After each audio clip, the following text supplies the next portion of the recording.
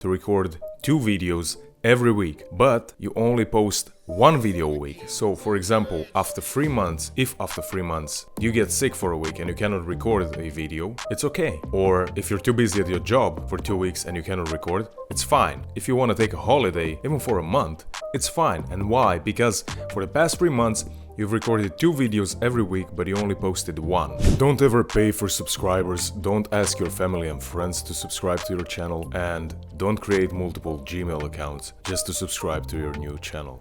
Now, I haven't done any of these things, but I must confess that these ideas came to my mind at some point. Don't do any of these things and you'll literally appreciate and celebrate every new subscriber. And that's actually also what you want. You want people to show real interest in your content and be really interested in your content and then subscribe. Now, the advices or the tips I'm going to give you, I think they can apply in order to get you to 1,000 subscribers as well.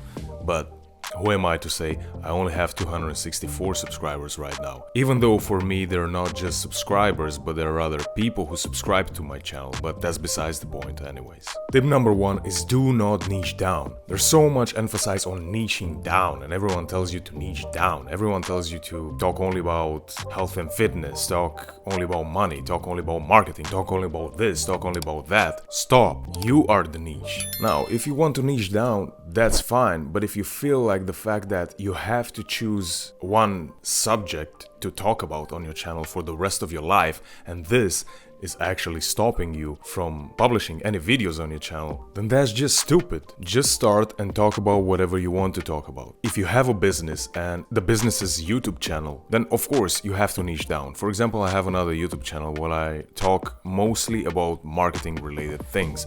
And that is because I'm a marketer. But you don't need to do that. You have to lower the barrier of entry for yourself. Now, I'm going to give you a tip inside the tip.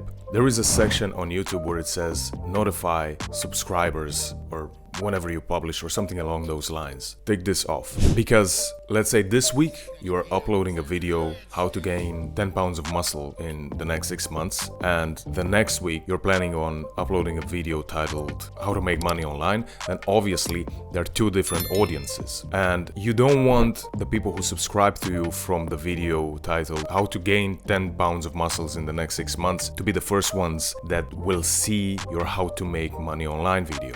And this is because they will see the video, but they will not click on it. So they will see the thumbnail and title of the video because YouTube will notify them, but they will not click on it. And then YouTube will get bad data and YouTube will think that your video is bad. So it will stop promoting it. So again, take this thing off. And yes, the video will get very few views in the first few days or first couple of days because of this, but at least YouTube will promote your video to the people who are most likely to be interested in this video. So you'll eventually get more views in the long term, and granted, that is if your video is inherently good, of course. Saying goes with needing to have a beautiful background, needing to buy a lamp for lighting and this and that. Stop. The only thing you really need is a phone, a microphone like this one that I use, and a selfie stick to put your phone on. And if you're curious about the selfie stick and the microphone that I use, I'm gonna try and link it in the video description down below, so go check that out. Number 2 is be consistent, but at the same time don't burn yourself out. Set it in your mind to post once a week, every week for the next 6 months. Number 3, do not post on other platforms if you do not want to. I tried posting on Instagram, TikTok, Facebook groups,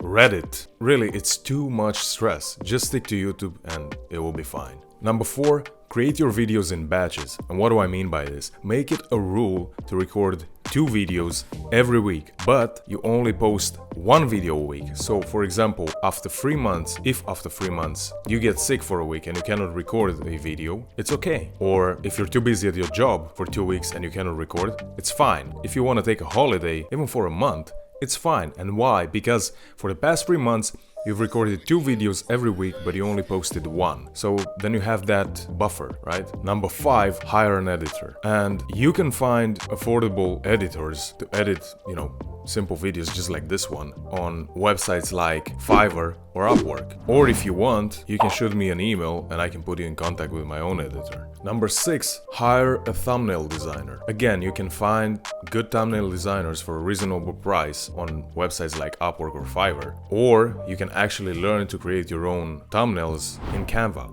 And Canva, it's a free tool. Or again, if you want, shoot me an email and I can put you in contact with my own thumbnail designer. Number 7, validate your ideas. Now, I don't want you to look up to those famous YouTubers with thousands or millions of subscribers, because for them, whatever they're gonna post is gonna get a lot of views. It's gonna get thousands of views. But the same is not true for you and I. So first thing, you have an idea, write it on your phone as soon as possible. Then, to validate your idea, first open YouTube on incognito and start typing variations of your title. If a suggestion pops up from the search bar, that means a bunch of people have searched for that title or keyword. Second, use the Chrome extensions vidIQ. Whenever you type in a title or keyword on YouTube, you will get a score. The higher the score, the better the chances to get more views you will have. I will suggest you mainly have a look at the competition score. And last, about validating your idea, but very important, just use your instinct, your gut feeling, and a little bit of common sense. I think that can be underestimated many times. But there you have it, those are the 7 tips for you, and honestly, for the vast majority of us, I think the most important one is to be consistent. Now, like the video if you did, subscribe if you like my face, or unsubscribe if you don't like my face. Don't unsubscribe, I'm joking. And see you in the next one.